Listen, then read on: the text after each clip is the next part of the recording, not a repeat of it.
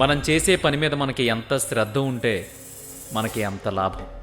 దీనికి ఉదాహరణే ఇప్పుడు మనం చెప్పుకోబోయే కథ. మనం ఎలా పని చేస్తే సుఖంగా ఉంటామో ఆ ఫలితం మనకి ఎంత త్వరగా దక్కుతుందో చెప్పే ఓ గొప్ప కథ ఇది. ఇది విన్న తర్వాత మీ పని మీద మీకు 100% శ్రద్ధ కలుగుతుంది.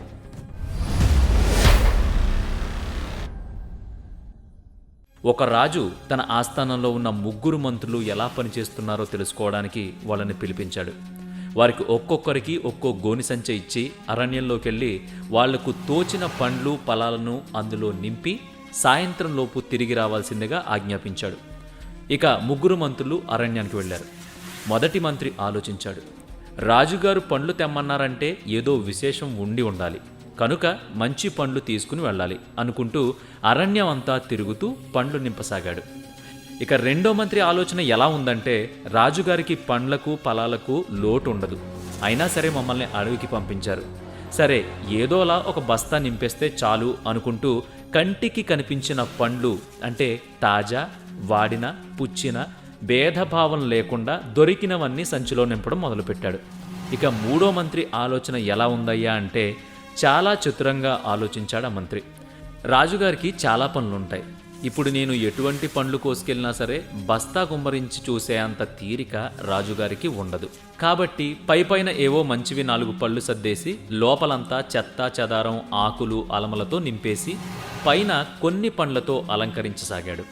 ఇక సాయంత్రం అయ్యేసరికి 3 పండ్ల బస్తాలను తీసుకుని రాజుగారి ముందు హాజరయ్యారు. మూడో మంత్రి ఊహించినట్లే రాజుగారు చాలా పనుల్లో తలమునకలై ఉన్నారు. కనీసం బస్తా వైపు కూడా చూడనైనా చూడకుండా సైనికులను ఇలా ఆదేశించారు, ఈ 3 చెరసాలలో వాళ్ళు తెచ్చుకున్న పళ్ళ బస్తాలతో పాటు 1 నెల రోజులు బంధించండి, తినడానికి ఏమీ ఇవ్వకూడదు, వారు తెచ్చిన పండ్లే వారికి ఆహారం అని చెప్పి సైనికులను ఆదేశించాడు. ఇక మొదటి మంత్రి చక్కని తాజా పండ్ల మూలంగా ఎలాంటి ఆకలి బాధ లేకుండా శిక్షాకాలం పూర్తి చేసి తిరిగి ఆస్థానం చేరుకున్నాడు. ఇక రెండవ మంత్రి కొన్ని రోజుల వరకు బాగానే తిన్నా కుళ్ళిన వాడిన పండ్లు మిగతా రోజుల్లో తిని తీవ్ర అస్వస్థతకు గురై మంచాన పడ్డాడు. ఇక మూడవ మంత్రి విషయానికి వస్తే పైపైన అలంకరించిన పండ్లతో 2 రోజులు మాత్రమే గడపగలిగాడు. తరువాత వచ్చే ఆకులు అలమలతో మరో వారం పాటు మాత్రమే గడిపాడు. తర్వాత ఆకలి బాధ తట్టుకోలేక చేసిన పనిని తలుచుకుంటూ కుమిలిపోతూ ఆకలితో చనిపోయాడు. దీన్నే కర్మ అంటారు. మనం చేసిన పనులకు తగిన ప్రతిఫలం తప్పక లభిస్తుంది. మంచి కర్మలకి మంచి, చెడు పాపకర్మలకు చెడు పర్యవసానాలు తప్పవు.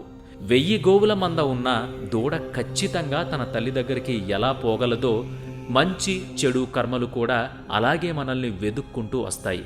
ఇదే కర్మ సిద్ధాంతం పనిచేసే తీరు.